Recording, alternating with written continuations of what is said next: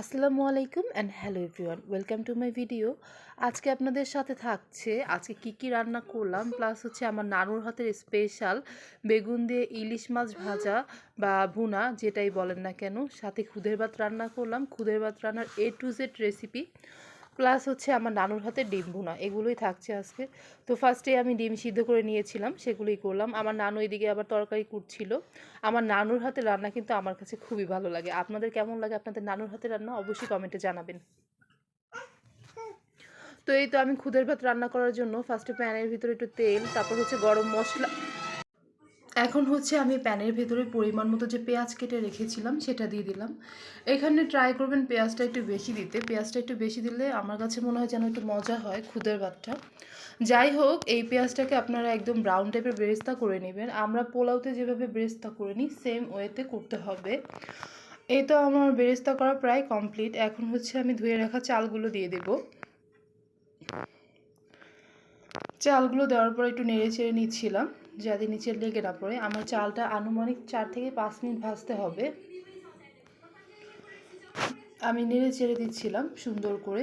আপনারা ট্রাই করবেন এই খুদের ভাতটা হচ্ছে বিভিন্ন ধরনের ভর্তা বা হচ্ছে যে কোনো একটা কিছু দিয়ে, যেমন স্পেশাল কোনো কারি দিয়ে খেতে, তাহলে খুব বেশি মজা হয়। একটু পানি দিয়ে দিলাম। এখন হচ্ছে আমি এটাকে ঢাকা দিয়ে রাখবো জাল বাড়িয়ে।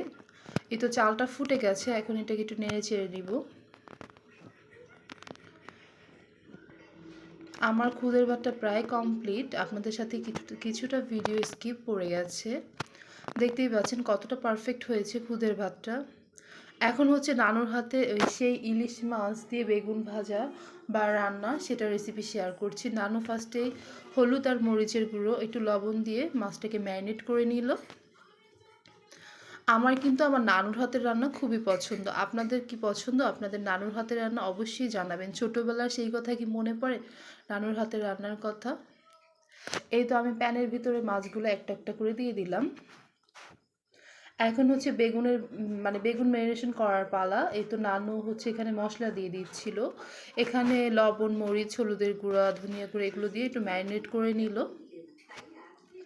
এই তো আমার মাছ এক পিঠ হয়ে গেছে, এই জন্য আমি উল্টে দিচ্ছিলাম।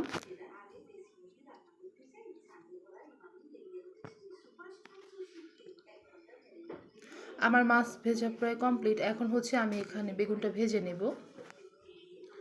আমার বেগুনের এক পিঠ হয়ে গেছে, এই জন্য আমি উল্টে দিলাম। ফার্স্টে আমি মাছ ভাজার জন্য পেঁয়াজ দিয়ে নিচ্ছিলাম প্যানে বা কড়াইতে, যাই বলেন না কেন। একটু লবণ দিয়ে নিলাম পেঁয়াজের ভিতরে যাতে পেঁয়াজটা নরম হয়। এখন হচ্ছে হলুদ মরিচগুলো দিয়ে দিলাম, পরিমাণ মতো পানি দিয়ে দিচ্ছিলাম।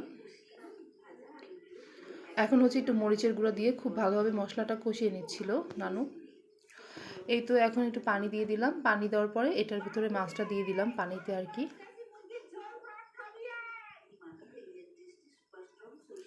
আর সে আগে থেকে যে ভেজে রাখা বেগুনটা সেটা দিয়ে দিলাম। আচ্ছা, এভাবে কি কখনো বেগুন দিয়ে মাছ রান্না করে খেয়েছেন? অবশ্যই কমেন্টে জানাবেন।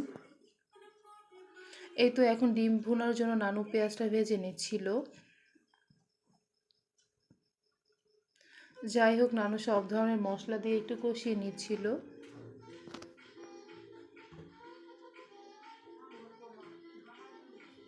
যাই হোক, আমি একটু ডিমের ভিতরে আর কি টমেটো দিতে বললাম, কারণ তাহলে নাকি একটু ভালো লাগে, এই জন্য আর কি। এই তো আমার ডিম ভুনায় আর কি পানি দেওয়া হয়ে গেল। ডিম ভুনা প্রায় কমপ্লিট। এখন খেতে চলে যাচ্ছি। অনেক দিন পরে নানুর হাতের রান্না খেলাম। সত্যি বলতে গাইস, অনেক মজা হয়েছিল। এটা আপনারা অবশ্যই ট্রাই করবেন। খুদের ভাত দিয়ে কিন্তু ডিম ভুনা খেতেও খুব মজা লাগে। যেহেতু এটা আমাদের লাঞ্চ মেনু ছিল, যার কারণে আমি ডিম প্লাস মাছ অ্যাড করলাম। আপনারা চাইলে আপনাদের পছন্দ অনুযায়ী তরকারি দিয়ে রান্না করে খেতে পারেন, বাট এটা দিয়ে খেতে কিন্তু খুবই মজা হয় গাইস। প্লিজ